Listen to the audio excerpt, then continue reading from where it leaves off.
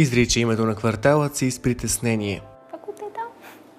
Защото? Нямам идея защо ние ромите не обичаме да четем и да учим като цяло. А тя обича. Иска да стане учител или космонавт. Смелата мечта на 13-годишното момиче се оказа възможна. Разбрала, че ако напише есе, има шанс да получи стипендия за единствения космически лагер в Европа, създаден по модел на НАСА.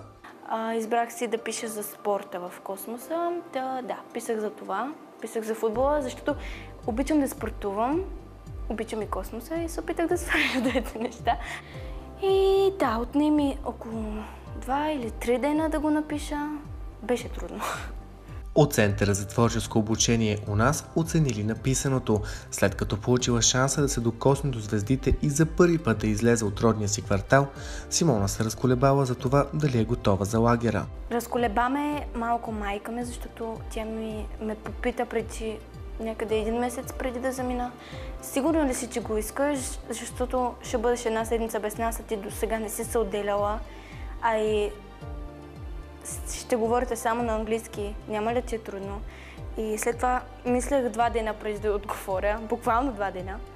И след това отговорих, решила съм, че го искам го, независимо дали е трудно или не. И се записала на английски. Учила упорито, държала я. Мисълта, че мога да дойда тук.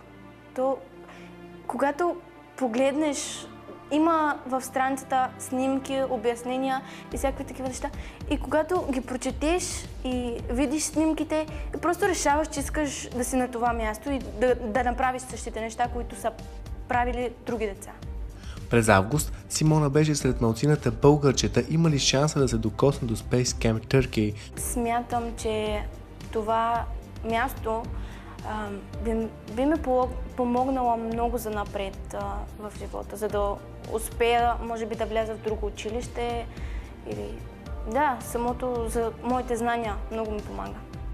Място, което отваря кръгозора не само на деца, а и на възрастни. Децата участват в реални космически мисии, поставени са пред изпитания, каквито не са срещали до този момент. Всеки има конкретна роля в космически екипаж, а възможността ракетата ти да се разбие е напълно реална.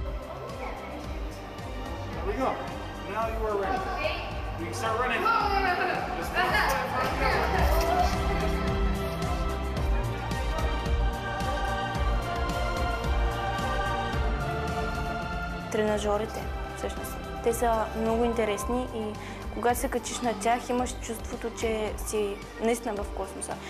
Даже имаше 2 тренажора, на които минах и те бяха на 3D, седно си в космоса и беше много хубаво.